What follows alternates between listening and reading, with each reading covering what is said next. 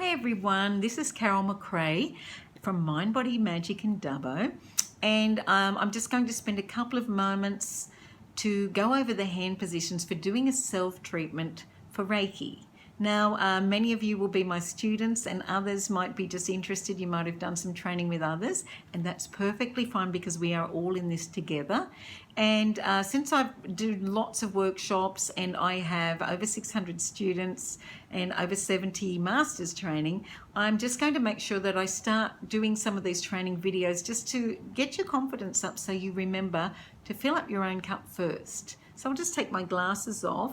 When we're doing a treatment on ourselves, because we want to really get familiar with that energy, especially the first 21 days after you've been attuned, because your energy will be coming in and you may go through a bit of a healing crisis. But what we know is if you do some work on yourself, it's going to ease that stress, it's going to move that healing through a lot more quickly. And so when we're bringing our energy in, the first thing we want to do is just get our energy flowing anytime we're doing Reiki.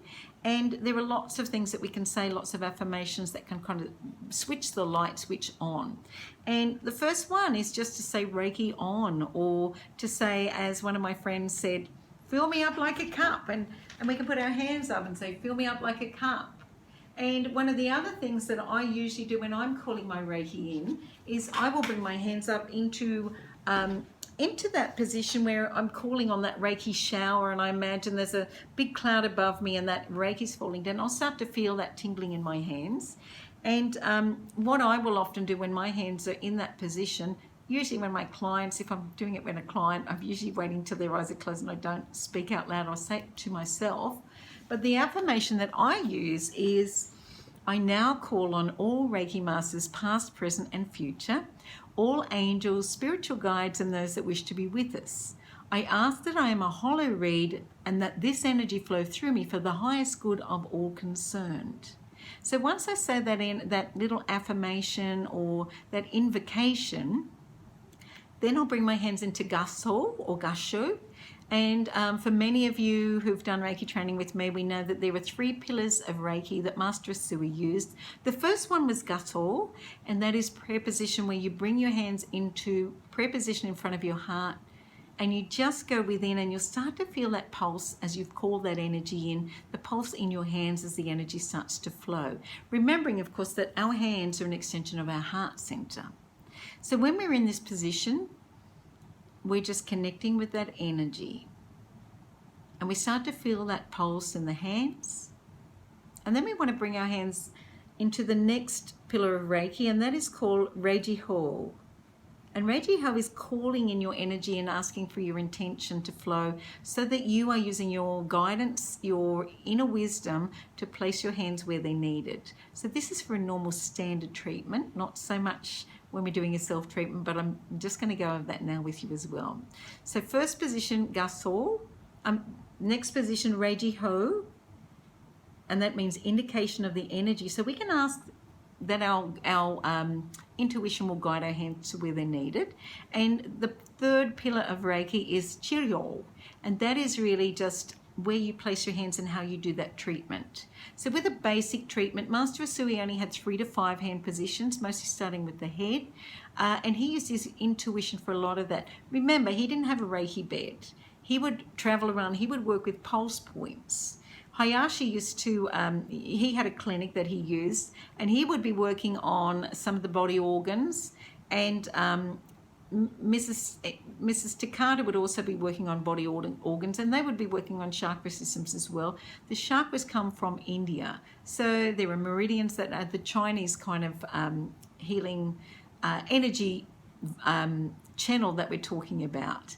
So there are lots of different ways that we can look at Reiki. We want to look at wholeness. We want to use everything that we've got. And in our modern world, we do use everything. So now I've gone over that little bit about calling your energy in. When you're doing a self-treatment, the first thing I usually do is just hands in front of the heart, Gasso. And I call my energy in, and I quite often will just do this in this position without lifting hands up or doing anything formal. Once I feel that energy flowing, the next thing I want to do is start my treatment. The first position for your self-treatment or for a treatment of another person is over the eyes. Now we are looking at these chakras here in the center of our hands, and we're placing those over our eyes.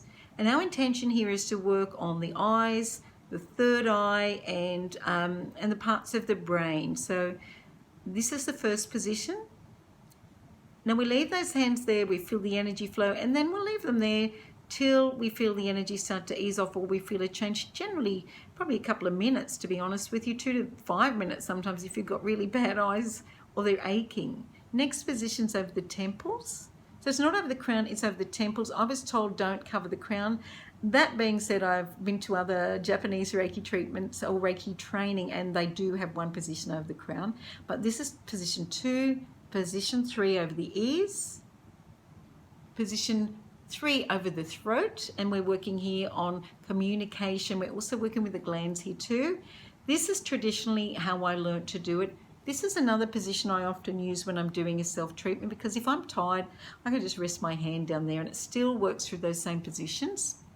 Next position is the back of the head, and I'll just spin around on my chair. So we're working through this occipital part of the brain, and what we're really doing is working to calm down that fight or flight center, the amygdala, that part of the brain. So the next position is the heart. Now on another person we might do a T position over the heart, but for ourselves we want to just put the right hand down, because that is our yang energy, that's the side we show out, left hand over top. And so we're talking about the heart chakra, not so much the heart itself, but this position is all about healing the heart, healing emotions, helping people to learn to forgive and have compassion and kindness and all of those things.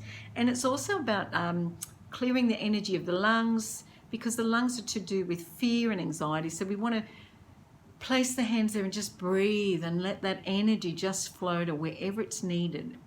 So the next position we want to work on is the solar plexus. So we would just put our hands here over the solar plexus.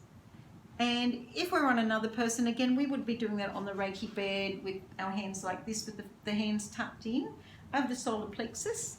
Then we want to walk down, so we can just move our hands down, and if we were standing up, we would be in this position and just moving the hands down, down, down. Then the V position over the ovaries or testes area, over that sexual or sacral chakra. So if you're sitting down, again, you'll just have the hands here on your tummy. So the next position is where we start on the legs, and we want to put one hand on the hip and one hand on that knee. And we leave those hands again till we feel the energy stop drawing. Then we go to the knee and to the ankle. So here's my ankle. I'm not going to, yeah, this is a good enough spot. Then the foot. So we might just bring our hands around that foot. And we want to do the other side. So knee and hip, knee and ankle, and the foot.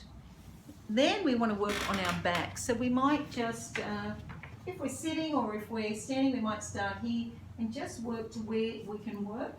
We may also just bring our hands up to our shoulders if we want to, or alternatively, we can simply just bring our hands to our shoulders like this.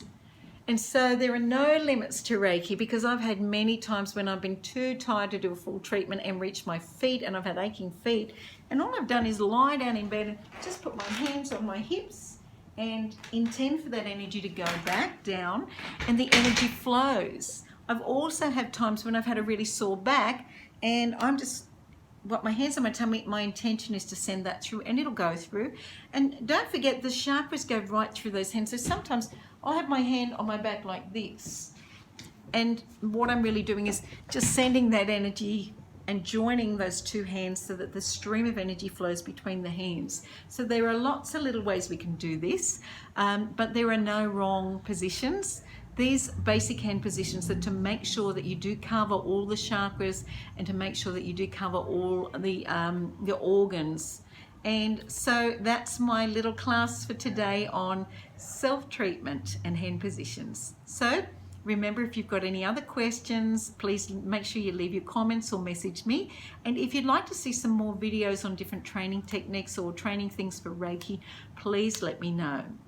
So thank you guys, and have a lovely day, and Namaste.